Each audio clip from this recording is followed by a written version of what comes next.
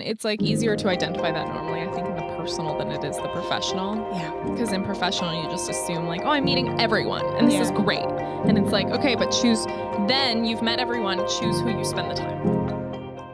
Hi, everyone, and welcome back to the CFA, are we going to call it? Or Cinematography for Actors podcast. I'm Indiana, and Haley's sitting across from me. Hi, Haley. Hi, I'm right over here. Yeah, with your curls. Curly. Yeah. Guys, I've figured it out. She really has figured it out with a heatless curl situation. I was editing the other day and realized that I've said this like curling way that this method is my bud multiple times. Oh, really? Yeah. Remained bud for a while. I love it. Sorry for boring everybody about that, but I'm just stoked. I like that you apologized because that's something I wanted to talk about, is that we need to stop apologizing for things that we're excited about. You know what is funny? I've been getting in trouble for apologizing my whole life. Oh, because you apologize too much like a Canadian or something. Yeah. Yeah, especially when it's, I don't know, someone must have heard me, when I was young about being, actually I know exactly who it was. Oh. But for being, excited about something. So now I feel like I have to, if I get overzealous about something, I have to apologize. I have to be sorry that I'm annoying everyone with how excited I am. I don't want to do that anymore. I know. I don't think you need to. I think not a lot of people are gifted with that amount of excitement, and so it's probably more. It's probably people getting passionate and excited at the fact that you're getting excited, and that's what's passing on, rather than anyone being annoyed. Right. You know what? Just a credit to you as a friend and a person. Okay. We joke and call you Thursday. Yeah. Because you have a more less excited personality a lot of the time. Yeah.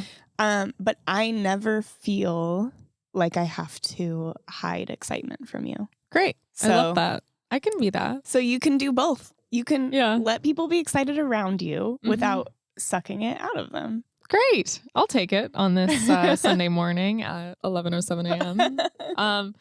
I like that you're like, we joke and call you Thursday. I'm the one that said I'm Thursday. I will just say that people are not going behind my back and saying I am a Thursday. This is a joke that Indiana made up herself. Yeah, so just like, I'm a part of it, guys. I belong. One of this episode is kind of a roundup we wanted to do ASAP after we got back from NAB in Vegas, which is a trade show and conference that happens every year at the convention center. And it was my, I think, fourth or fifth year, and it was your first year, which is very exciting. Once again, another conference that doesn't see a lot of actors visit it. So this is fantastic because we're changing the game with who the audience is and who the intended audience should be, But Haley, how did you feel about NAB? Oh my gosh, NAB was so much fun. Also exhausting. I feel like we came back from Camerimage and I was like, whoa, I'm dead from that. And it's,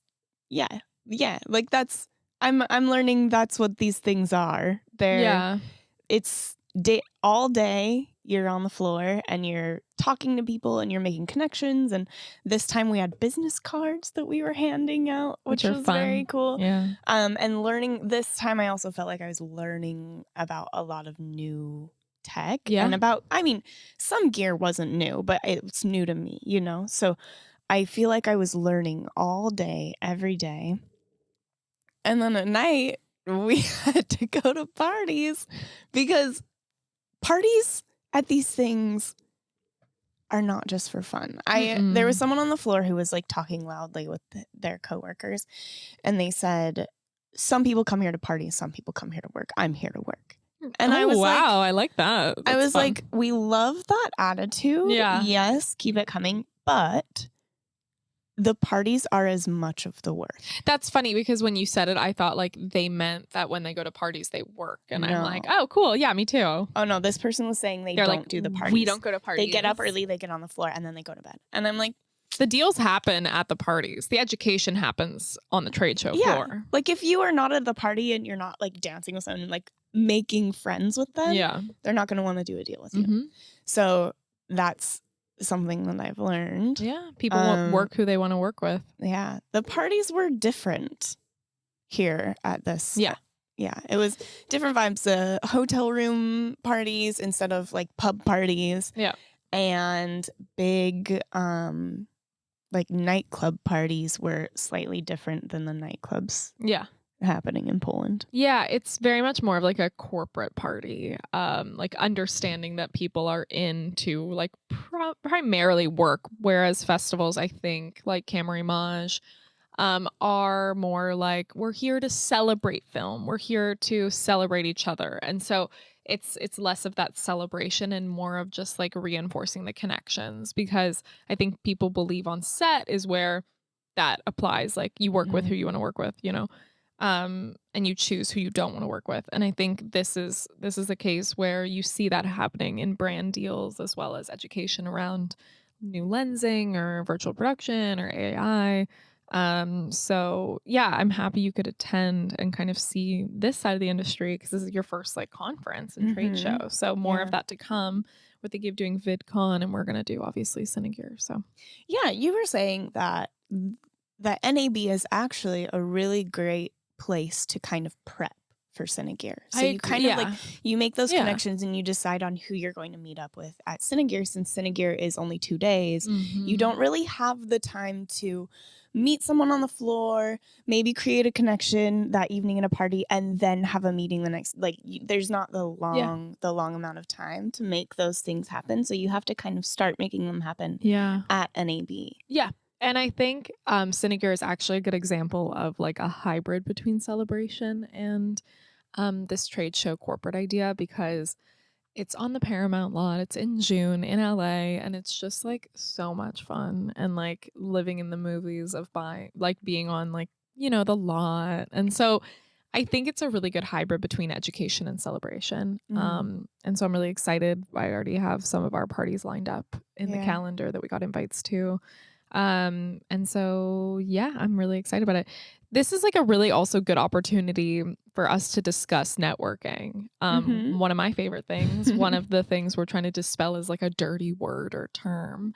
But the first thing I wanted to address without naming names is the fight we got into, Haley. Oh yeah, you and I got into a little fight. Yeah. Well, it wasn't really a fight. I'm just kind of just a moment. It was a moment that I really, you know what it was? It was a moment that I really needed to be handheld through. Yeah. I don't actually believe it was a fight. No. Our flight home that morning was more like confrontation, but not a fight. Yeah. But no, I think I was having some very serious self-doubt that could really hold us back. And instead of being able to acknowledge that and know what it was, I kind of just crumbled in. Right. And I needed you to pull me through it, and you did it in a really beautiful way. And it was tactful, and maybe nobody on the floor noticed that we were having a dramatic moment. Yeah. I mean, let's talk about it, because I think as women who have started a business, and I think anyone in the industry who is feeling, I want to choose my word correctly. I think just like newcomers, if newcomers to this field, because you're not new in this industry, but you're new to this part of the industry. Absolutely. And so I think imposter syndrome is something that's really relevant to everybody that works in film or as a freelancer. You're constantly comparing yourself to others. You think there's maybe competition, or you look at like the success of someone, and then you and what you're doing and how hard you're working. And if you're tired, obviously that spirals. And so it's like a lot of things, but let's talk about kind of like what this was, because I think it's relevant to a lot of people, because I feel the same way that you feel sometimes, less now than I did when I was a lot younger. But let's talk about it, because I think it's a really powerful thing that you were able to think and move past, hopefully, but is probably affects a lot of people. Right. So what was kind of the, without too much of the story, what's some of the context around what happened? Okay. So we were on the floor. We had a lot of interviews set up, and we had an appointment set with someone who we were going to meet up with and speak to. And this person was very busy. And we have a personal friendship with this person as well. So we expected different treatment than what we got when we arrived. We arrived at their booth. They were busy. They were in the middle of an interview. But and they eyed us and like we waved. So we, waited off to the side. And there was a big group of people watching this interview. This person is pretty successful and at NAB especially kind of, someone you heard buzz about. So a lot of people were there. But we had an appointment and we waved and said hello. So they knew we were there. When they finished their interview, instead of coming over to say hello, they did a little photo shoot. Fine. No big deal. It was a few seconds. And then after that, instead of being like, okay, hi guys, they just kind of like spoke to people who were coming up to them.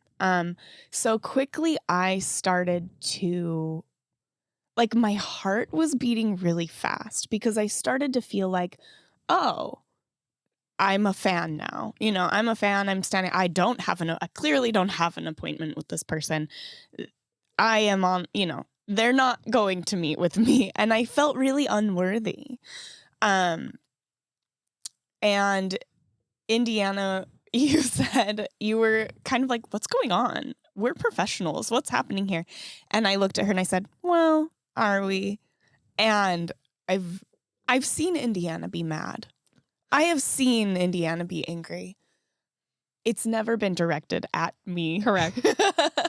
Before. And in that moment, I wished I could disappear.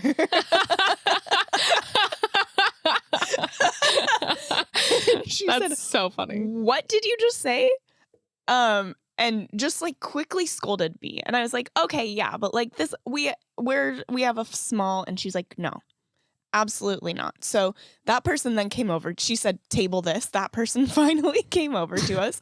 We did the thing. And then she said, okay, we need to go stand over here and have this discussion. Yeah.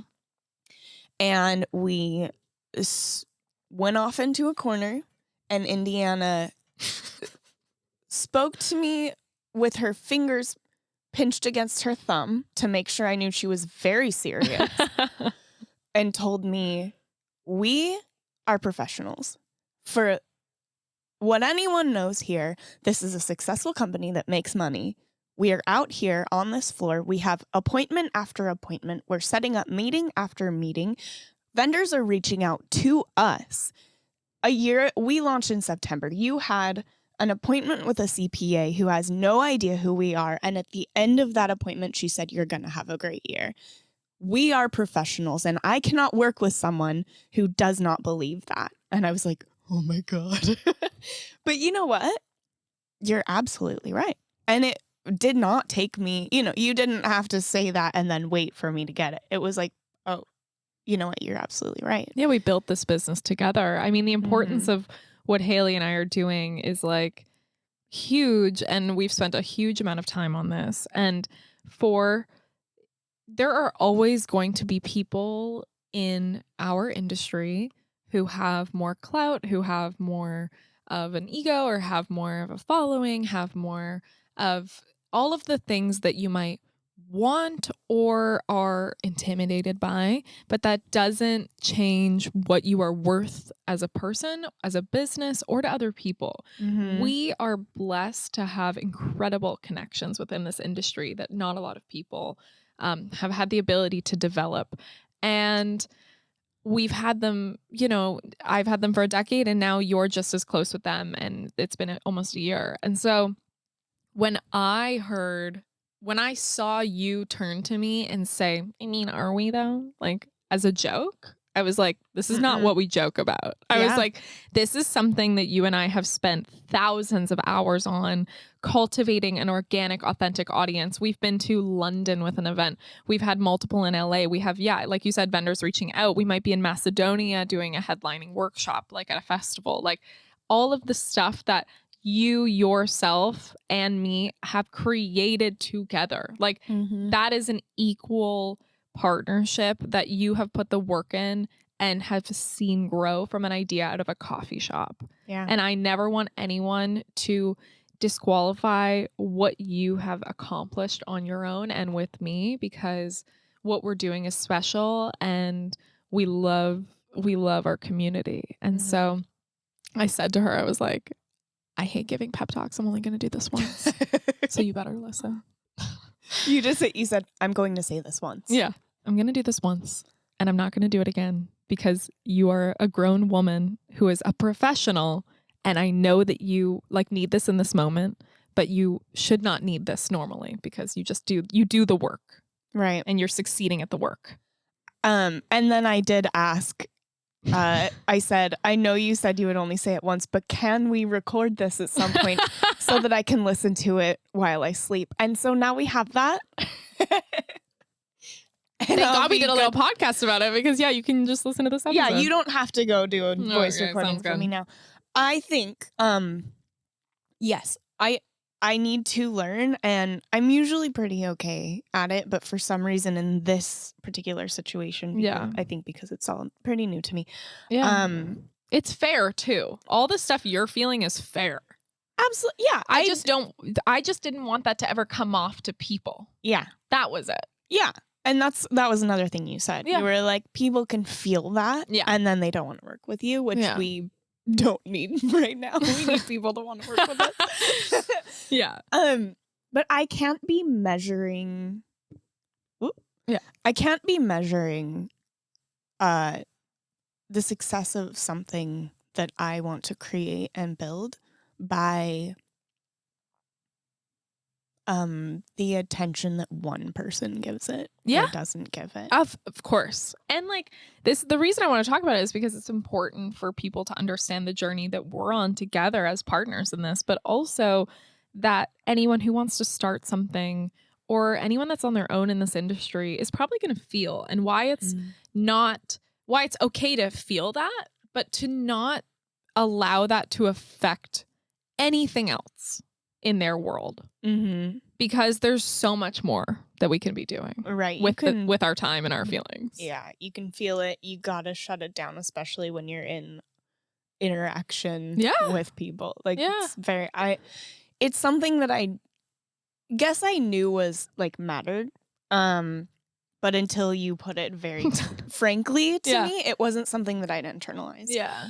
And I think honestly I came away from this NAB with a lot of confidence. That's great. You know, your pep talk combined with Nicki Sun's little workshop that I went to. It was a half-hour workshop, but it was very much like, I'm nobody. I'm standing here teaching this. Why can't you do this? Right. And I was like, you know what? You're absolutely right. Totally. I can. At this point, I definitely can. Yeah. And I will just say, for the record of recorded voice on this podcast, that I am very proud to be able to sit across from you most days and do this business with you specifically, Haley.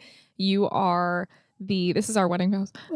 You are the light of this business. You are the core person that people want to see and come up to because of how infectious your happiness and laughter and passion is. And you've been hustling for a long time. And I think people see that and admire it because you know so many areas of this business and can really empathize. So there is no one I would want to work with this much and not have been tired of by now, other than you. So thank you for being a part of CFA. And I know that everyone who listens to this is going to be like, hell yeah, what if Haley wasn't there? What the fuck is this? So, you're wrong. No, it's true. It's true. But thank you very much for saying that. You know what I need. You always know. You always know what I need. Here's my vow. I can be tough. If I am the light of this business, you are the engine. She's crying, folks. I'm crying because I can cry when it's a joke. Yeah, but it's not a joke. It's not. I am the engine. It's actually not a joke. The light and the engine. I love you so much. Thanks. Thanks everyone for listening. Thanks, everyone. Appreciate it. Good episode. The other thing I will say, though, related to that is networking. One of my favorite things, once again, is that person. I want to like talk about what you should expect out of a good connection in this industry. Yes. Because there are different forms of people you are going to meet, but there is something called respect, professional respect. And I think you need to be looking out for this when you're looking at how you want to spend your time with connections at festivals and prioritizing like different people. And that is that, for example, I would expect that the majority of people I know and have connections with, if they're in an important meeting and I come by and they give me the side eye, as soon as they're done with that meeting, they will come up. And if it's not like a time sensitive or important enough meeting that it needs to be just between them, I immediately expect open arms. I expect like, oh, here's Indiana and Haley, like come join us. We're talking about this, and a quick introduction, because that to me is how this industry is made. Yep. And it shows the level and hierarchy very quickly when those interactions are not like happening. So I would say that that's like a disservice to us when someone does that, because it shows that we're not more important than anyone else. And I'm not saying we're more important than anyone else, but I am saying that we have spent the time, we have spent the resources and the energy on making connections with that specific person, and we're welcomed into their home all the time. So why does that change when it's a professional thing? Right. And I will say that is the reception we got from every other person except for this. So it's like a test. Yeah. Every other person. Yeah. This is the only person who treated us this way. And it's a real bummer. It is a bummer. And it is like, I think if you're going to start going to things that are new for you, you should be aware of, because you're wasting your time on people that treat you like that. What a good connection looks like, a good network, is, for instance, I introduced Haley to someone at a larger company, and they have a big budget that they spend with vendors, and he's one of the heads of that company. And so we toured the floor because I wanted him to introduce me to someone very specific for animal reasons, but I won't get into too much so people don't know who we're talking about. But yeah. And so I introduced Haley to him for the first time, and he doesn't know actually like what cinematography for actors is. He knows me as a DP and someone that works with Camera One, but he still like knew, this is Haley from Cinematography for Actors. Yeah. And so we started to go around the floor, and vendors would find him and come up to him, and immediately, without any other sentence being spoken, they would shake hands and he'd go, "Do you know Inde and Haley?" Inde is a DP. She works with Camera One. Haley is one of the founders of Cinematography for Actors. Hadn't even had a personal conversation with him. Haley had to have a personal conversation for that to happen. And that's what good networking looks like. It's introducing and not gatekeeping who you know, and making other people feel valid in what they're trying to do. Yep. And that's how this industry, longevity wise, is successful. Right. And so it's great to meet people, but I just want to let you know that there are two different avenues of how you should be treated, and you shouldn't be treated differently if you're meeting a head of a company and you're just starting your own.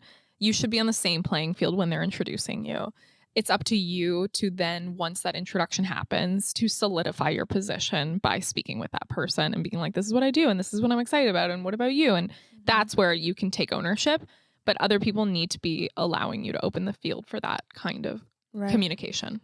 Yeah. Yeah. So I think that's something that's not really talked about. And I was like, let's uncover the mystery of what that good relationship is. Let's discuss it. Yeah. I know. If someone's making you feel unworthy, they're probably not going to be a great partnership long term. And it's like easier to identify that normally, I think, in the personal than it is the professional. Yeah. Because in professional, you just assume like, oh, I'm meeting everyone and this is great. And it's like, okay, but then you've met everyone, choose who you spend the time with. Right. How much percentage wise, you know, it's a political game as always. So and fun. And also networking, you're partying. Networking is a party. Literally, it's multiple parties a night. Yeah. How many parties did we go to a night? 6. Oh, a night. Probably 3 to 3 to 5. Yeah. 3 to 5. Indiana is like a part. She knows exactly how to. She's like, we have to go to this party, and then we'll leave a little bit early, and we'll get to the very end of this party, and then we'll go to this party, and then we'll have the rest of the night to be dancing at this party. Yeah. Haley's funny because we got back to the hotel room, and she was like, "We're partiers." And I said, "No, we're not. We're not partiers." And she's like, "Yes, we are. We go out to multiple parties. We dance, we drink, and occasionally do non-synthetic drugs." And I'm like, "Yeah, but like what?" And she's like, we're partiers. Like, you don't have to say it, but we're that. And I'm like, oh, fuck. Okay. But we're like safe. We're safe partiers. We like get home early. We care about our sleep. We take care of ourselves in the morning. You do a 2-hour skin routine every night. That's why she's glowing, guys. Look at that. So nice. I'm so jealous. I need a facial. Oh, I would love a facial. I know. Guys, tell us where you get your facials. I know where to get my facials. I know the best place. And I'm gonna gatekeep it. You can ask me personally, guys. I don't want them raising their prices any more than they currently have. Send us a message if you want to know where Indiana gets her facials. We're not gonna say it out loud. Definitely not. Not without them paying us. I want that code. But yeah, I'm like stoked that we were able to go through that together. And it feels really good to have a partnership where if you're tired, the other person can pick up and vice versa, because sometimes you're just exhausted. But you can check out how exhausted we were on the No Film School podcast, the episode NAB 2, day 2, where Haley and I we talked with Rafi and Yarrow from No Film School. Yeah. Fun. That was really great. Yeah, we've decided that for Cinegear, we're going to approach it differently. So we're going to actually do maybe like some live podcasting at the show. So if you're planning on going to Cinegear, let us know. We will be there.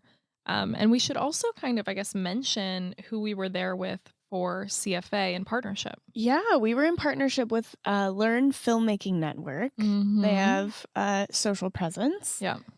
So we did a lot of interviews on their behalf. We did. Yeah. And so those you should be able to find on their Instagram, which we will post. It'll be great. It'll be cool to see. There are a couple of very puffy mornings in those. Remember, we had to go to multiple parties. Yeah, and then wake up early to do these interviews. Wake up to do interviews. But we learned a lot. Yeah, the funny thing is the word community is used a lot, maybe to an excess. Like the word authentic in marketing is like almost used too much. But community, like LFN, what they're doing are really incredible because they have a huge following compared to us, but they are on the same level of involvement and engagement and how much they want people to learn. I mean, it's in the name. And so hopefully we'll be able to do some more partnership with them and bridge kind of the gap between our communities. Yeah, their work is very beautifully aligned with what we're trying to do. It is, yeah. So that would be cool. I know. Hey, so NAB is like huge. It is a huge conference, and basically it's where people are, a lot of the booths are launching a brand new product. They're really excited to show it to you. I mentioned that I would be going to NAB to a couple of DPs that I know, and they were like, oh, Nerd Fest, like it's where nerds go to learn about stuff. Yeah. And it was so, I guess I'm a nerd because it was so fucking cool. Yeah. Indy, what was like the coolest new thing that you thought was awesome? Oh, man. There was a lot of new stuff. Yeah. I mean, obviously, like, oh, actually, I will tell you, this was the coolest thing. Brompton Tech and Row Visuals have redefined, with their RGBW panels, redefined what like white or baseline looks like based off of the scene. So there's a good interview coming out with LFN that we did with them, their color scientists and one of their heads at Brompton, that explains how your white will change based on the environment. Meaning if you're projecting on Row Visuals make LED panels, if you have like a desert behind you.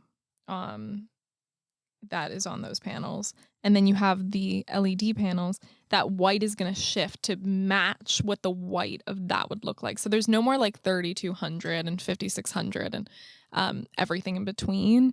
And it's not XY. It's all subjective. It's subjective. Yeah, it's specific to those panels and how they balance out. So white redefined. So it matches more. So your reds appear different, your blues, the saturation levels. And they're like, it's not the saturation levels. So I know I'm using the wrong terms based off of how color science should be described.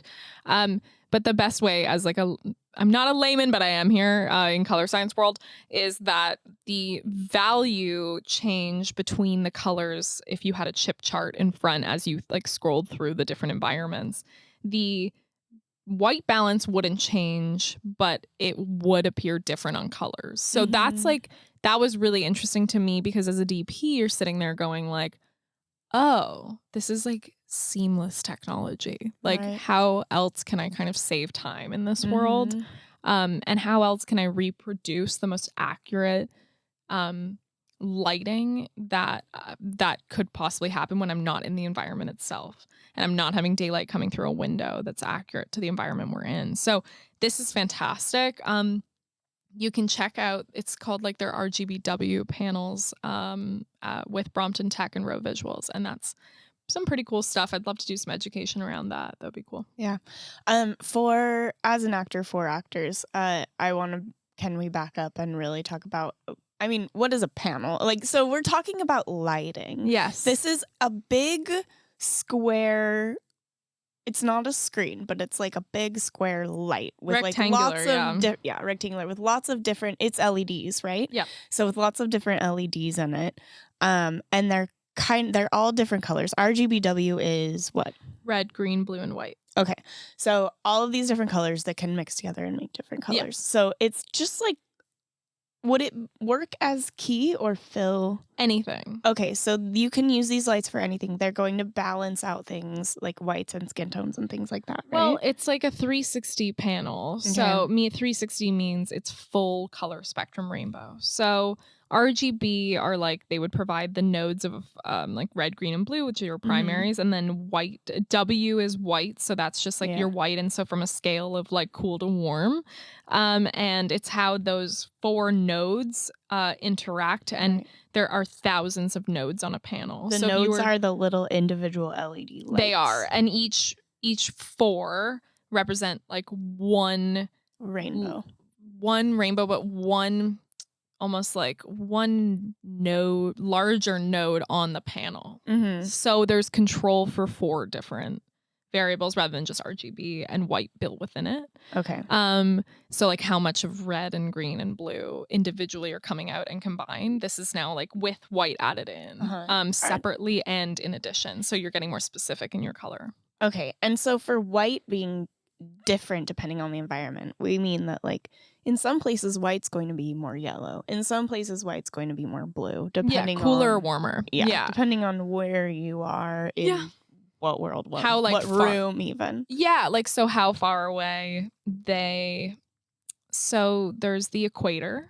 And obviously the sun is like, so many people are going to argue with me about this who like know the right stuff, but come at us. This is the casual way I would say of like defining this is like, you know how the sun is different in Greece than it is in Toronto, Canada? Yeah. And how it appears on skin. Because of like the atmosphere. The atmosphere and how close you are to the equator. And so if you were in pollution. Like, in the UK, it's like, So it's just like everywhere has different variations of what scale of warmth and how hot the sun is and how it appears on skin tone. It actually changes quite a bit. Yeah.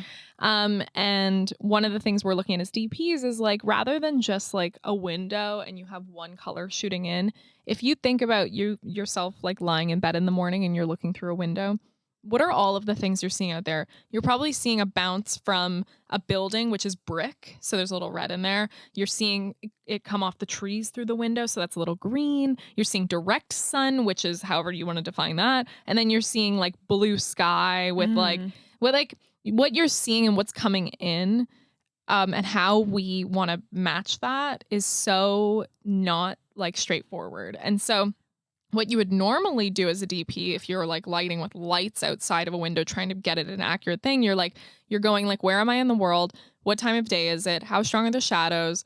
And what colors are coming in? Are we in a forest around the house or whatever we're in? Are we in the desert? Are we in a city? And so you might like bounce some warmer lights, some cooler lights, a little green gelled light all through a bounce if it's softer. So you can get more accurate color reproduction coming in. I see. And what these panels are doing in the virtual production environment specifically, because I think they're only going to be used for virtual production with raw visuals, is they are recreating what that look would be. So it would be like, instead of just like, here's warm and here's cool and here's like a little magenta or green, it's like, here is it adapting to the environment based off of the parameters of the background, the virtual background that we have created or filmed already.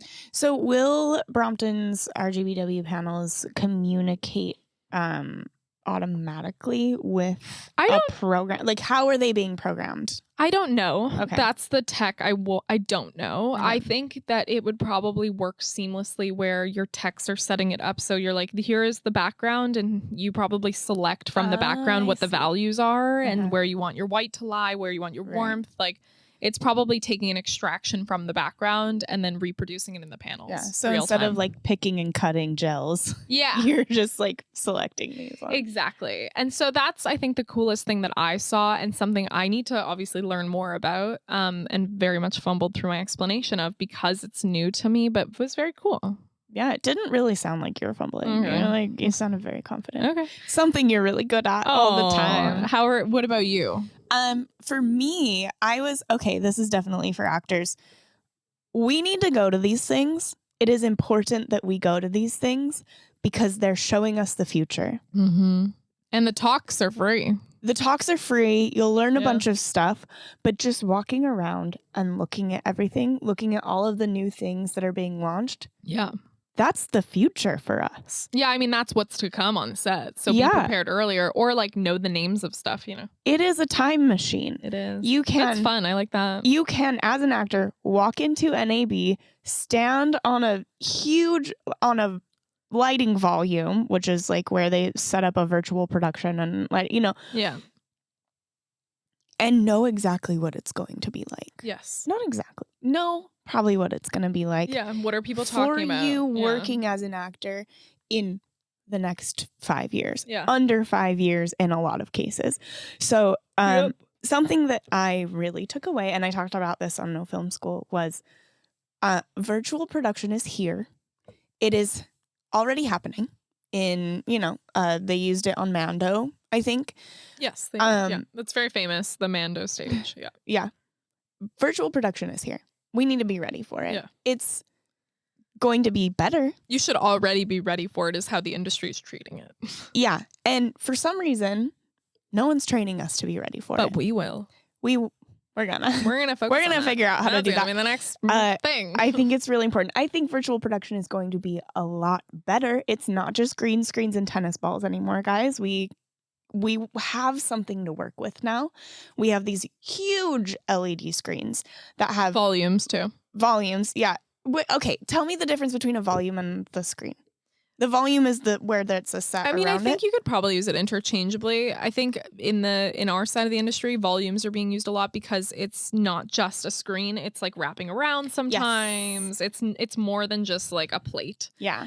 Screen would be more like green screen days where it's like more just flat. Maybe it's rear projection, stuff like that. Yeah, so really depending on a budget, maybe. Yeah, so you could say volume. I think is probably like, if anyone's listening to this and you want to use the term, you can say LED volumes. Yeah, volume is so exciting to me because Ro had a huge one that was, I mean, it was really psychedelic most of the time. And the floor was. And the floor.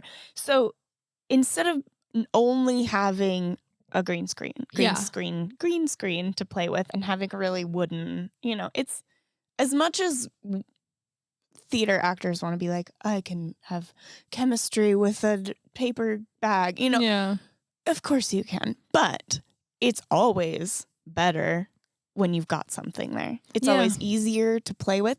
So now we have these screens that have the environment behind us, sometimes the floor, and then they'll place set pieces. And then Tim Kang. Yeah, Quasar has have they created this? What? The lights that become the picture. Oh, yeah. So Tim Kang is a DP friend of ours who graduated from AFI. He is like I always forget his name. It's a heavy duty name. It's like the head of like color and math, like science, but like data science and color science at Quasar, who was acquired by a larger company this year or last year. And he was there demoing the technology they've been working on, which is pretty much like you can mount tubes and fixtures and drop in with, I think it's called LiveFeed is the partner software.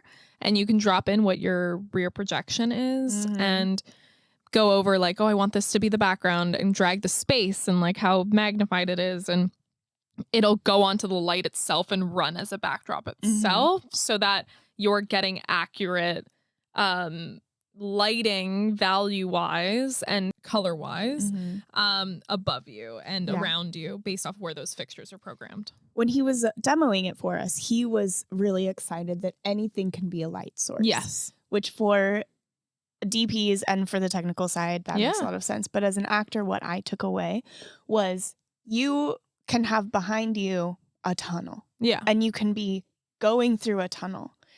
And now, because of these tubes from Quasar, above you and on the side of you, you also are seeing the tunnel. It's correct. So if there's fire, you can see like the flame on your face instead of just looking and being like, oh, flames. Yes. Like, now you see it, and I think that that's really exciting. Interacting with the environment more. Yeah. But this also means that more productions will be virtual. Yes. Gone are going to be the days of shooting on location, because shooting on location takes a ton of fucking money, a ton of fucking time. If you can build virtual production and change the location every day, that's what we're going to do. Yeah, I think it'll be like, it will be so dependent, but I think people, as this becomes more accessible to every budget level, it will be seen as more of a standard because people won't be afraid of the tech. And so that's great. And then, we are going to have Missy on the podcast, Punishing. Is that how we say her last name? Punishing, who is the director we met a few months ago and we saw again. And she was working with on the Z stage by Intel on virtual production tech, and she was saying like, and there are parameters that actors have to know to work within, and how far away you are from the wall, where what speed you're moving, all this stuff. So that's like the interesting thing of like, how are actors supposed to learn that? So we're gonna get her on the podcast. We might do a little class, maybe a workshop with Disguise, which is a stage in LA, to talk through this, because it's not being taught to actors. And so we're going to get in there. It's going to have to be part of the technical training, because it's so much of it is muscle memory, the same way that learning your depth of field is. There are things that you're going to have to practice over and over again, and you're not going to get a chance unless it matters. So we'll try to make it easier for you. We will. No, that's exciting. Yeah. I mean, as a DP who hasn't shot in that world, the virtual production world, I'm terrified of it too. I'm excited by it, but I'm also like, what do I need to know? And so I'll be learning this along with everyone else. It's gonna be exciting times, guys. I know. I'll know the right questions to ask, because I'll be almost a beginner in it too. We'll be asking all the questions. So yeah, I'm really excited. If anyone's headed to Cinegear in LA, it's going to be a great year. It's back on the Paramount lot. Hit us up. And tell us what you want to see as well, because we will be doing some interviews for socials, and we also will be doing, I hope, some live podcasting, which would be really fun. Yeah, we got to do mini live podcasts. I would love that. Yeah, so this was a quick little episode where we wanted to interrupt our London releases because it's time sensitive, and we hope you enjoyed it, but I'm not apologizing if you didn't. No. If you didn't, not my problem. Come for the next one. Maybe you'll enjoy that. Maybe you'll enjoy that one. We're doing great today. We are. Shout out to, also, before I round this up, shout out to Bree, who listens to every single one of our episodes. Yes. Yeah. When I saw her yesterday at like a coffee ceremony, she was like, Oh, no. I listened to all of them. And I'm like, oh, okay. Like reinforced that she listens. And I'm like, you're amazing. Wow, so thanks. she's coming on the podcast in probably a month and a half. We have to edit that episode and put it into a proper release schedule. But things at CFA are going great. We hope to see you in person soon. We have some events coming up that you will, if you subscribe to our newsletter, you will see tickets released for those. So make sure that if you are not subscribed, that you are. And if you are not following this podcast, that you are. And you can do that on any platform that you're listening to, I think. So great. Amazing. Thanks, everyone. Thanks, everybody, for listening. Thanks, Inde. Thanks, for Haley. driving me here. Love you. And for booking the studio. No problem. Giving me a pep talk. Love ya. I love you. You wanna end this podcast, don't It's okay. you? We'll sit here. Okay.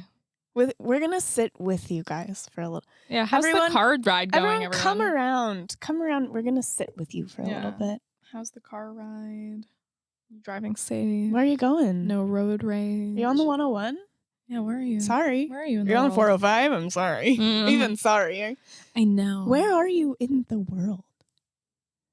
Okay. Wow. That was beautiful. This is nice, actually. Yeah, listen to the static. We're really glad you're all here. Should we just do like a quick, imagine a world where there isn't traffic. Breathe in and breathe out.